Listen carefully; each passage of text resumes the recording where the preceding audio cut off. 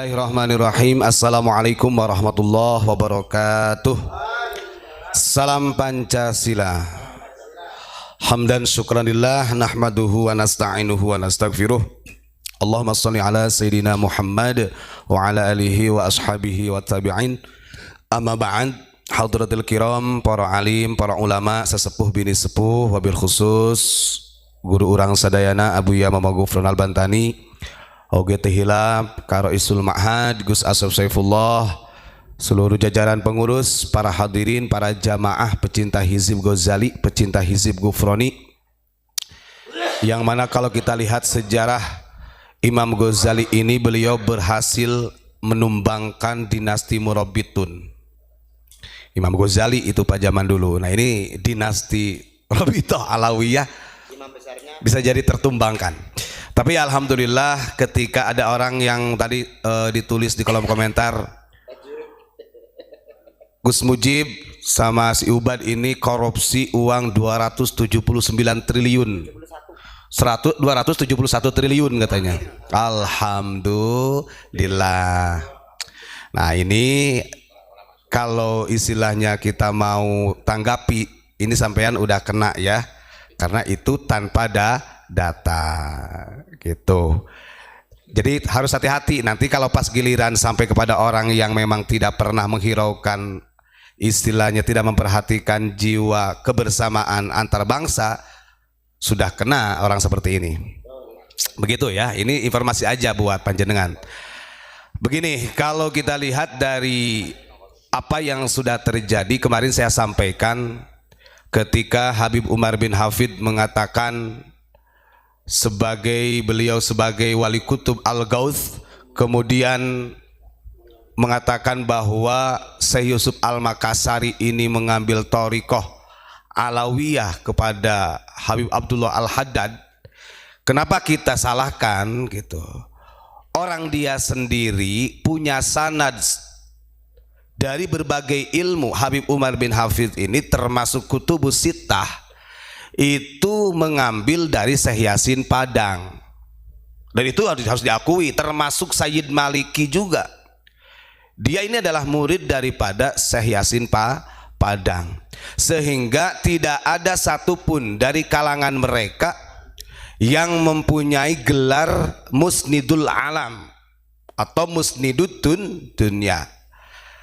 Mungkin sampai sekarang itu gak tergantikan ya Pak Mujib ya. Gelar itu masih melekat Pak. Ahli sanad sedunia, ahli sanad Musnidul Alam ini masih terlekat ya, melekat di dalam dirinya Syekh Yasin Padang, walaupun beliau sudah tiada, sudah wafat, sudah dipundut oleh Allah. Nah ini adalah bukti ini para pemirsa ya, artinya betapa hebatnya ulama kita yang harus kita junjung tinggi marwahnya, yang harus kita fahamkan kepada anak turun kita. Jangan sampai anak turun kita ini gak kenal ulama-ulama yang produktif, ulama-ulama yang hebat daripada ulama Nusantara. Justru lebih mengenal daripada mereka. Boleh ditambah Ustadz? Monggo. Karena Syekh Maliki itu di era sekarang, artinya di era abad 21, beliau kalau ke Indonesia itu sowan kepada anak cucunya guru beliau. Artinya takdimnya, akhlaknya masih dipakai. Beliau Sayyid. Itu Syekh Maliki. Yang anehnya yang di sini ya maaf kadar keilmuannya juga masih tanda tanya, super blong, malah mengatakan ulama-ulama kita sampahkan sangat terlalu.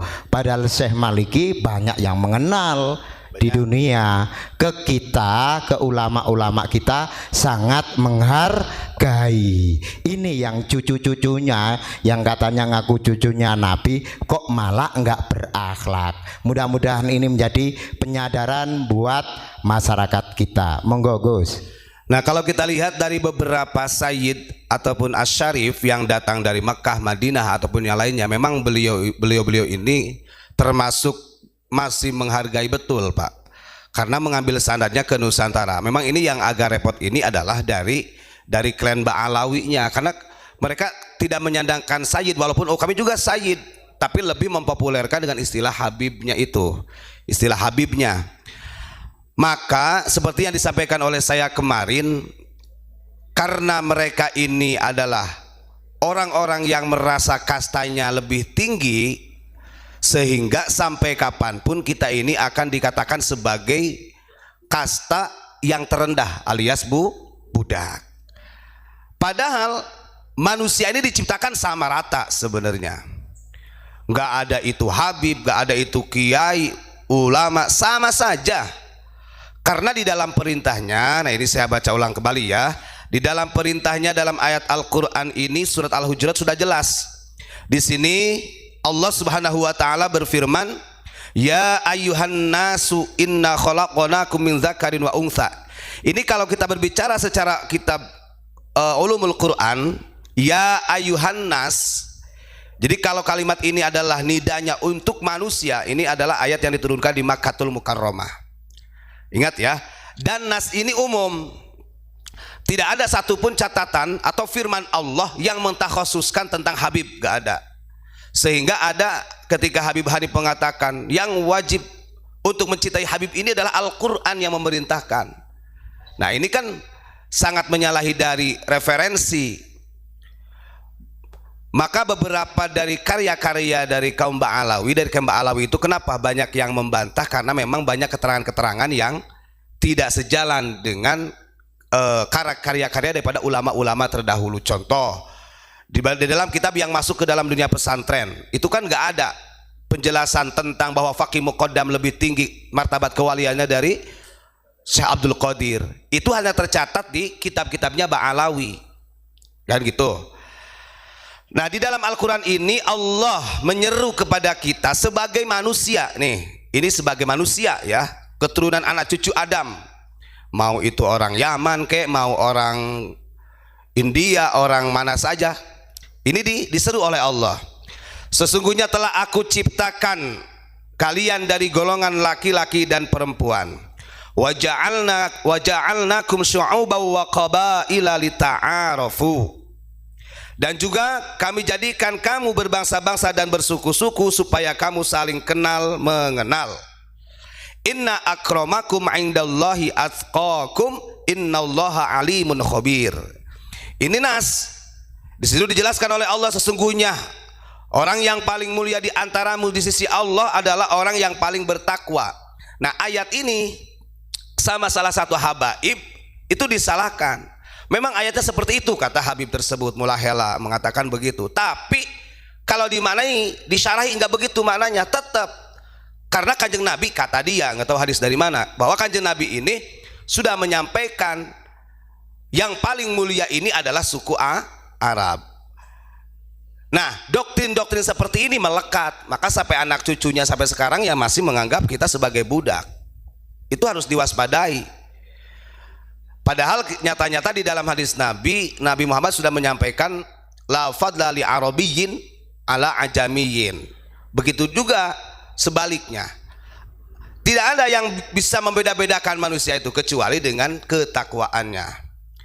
Nah sampai dini hari kalau kita lihat di media sosial dan lain sebagainya, itu masih berjalan, doktrin-doktrin mereka masih berjalan. Ini perlu kita sebagai individu, maksudnya baik yang di rumah dimanapun saja, ini untuk diberi pemahaman, diberi edukasi kepada anak turun kita. Karena sangat wajar kita juga sudah terdoktrin ratusan tahun. Nah ini perlu difahamkan, jangan sampai 1 tahun, 2 tahun, sampai 20 tahun kemudian ini akan lebih parah. Bisa jadi bukan sekadar saja istilahnya menjadi budak kita, bisa melebihi daripada yang sekarang. Nah terus kemudian yang paling harus kita waspadai lagi, ini salah satu konspirasi ya, yang harus diwaspadai lagi itu adalah lembaga-lembaga pendidikan. Ini ada strategi, kita dapat bocoran strategi mereka. Kemarin kan sudah disampaikan oleh Abu Yamamah Ghufran. Kenapa mereka lebih getol datang ke pesantren-pesantren NU? Nah selain ke dunia pesantren, strategi mereka juga ke musola-musola, ke majlis-majlis yang ada di kampung. Cara mereka untuk ikhtiar supaya mendapat penghormatan dan ma'isyah. Dan itu terjadi. Ada salah satu yang terjadi di Jawa Tengah. Ini cerita nyata. Ada salah satu habaib atau oknum habib, dia membuat majelis, Pak. Bikin majelis, disuruh majelis sholawat lah, kecil itu. Tapi dia posisinya di pinggir, maksudnya bersebelahan dengan masjid besar, masjid orang kampung. Itu ya polanya mereka sama. Nah, setahun 2 tahun mulai banyak jamaah yang pada akhirnya setelah tempat dia tidak muat, dia maturlah kepada DKM, bisa gak saya pakai untuk minggu ini majelis ini di masjid. Ini strategi dan itu banyak yang berhasil seperti itu.